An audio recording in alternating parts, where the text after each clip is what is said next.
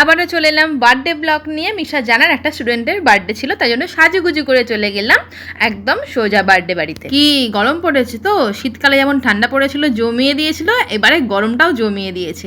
যাই হোক, তারপরে ওপরে চলে এলাম আর আমাদের বার্থডে বয়কে গিফট দিয়ে দিলাম। বার্থডে বয় হচ্ছে ওর বন্ধুদের সঙ্গে বসে খেলা করছে আর গল্প করছে। তারপরে ঠান্ডা ঠান্ডা স্প্রাইট পেয়ে গেলাম।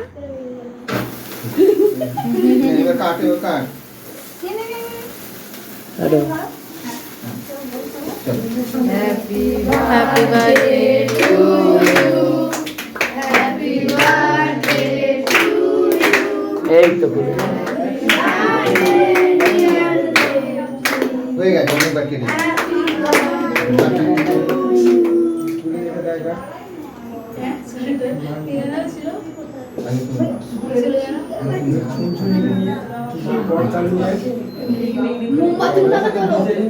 বার্থডে বয় সুন্দরভাবে কেক কাটিং করে নিল। তারপরে হাতে না হাতে পেয়ে গেলাম কেক। সুন্দর ছিল কেকটা। তারপরে খানিকক্ষণ গল্প করে চলে এলাম সোজা খেতে।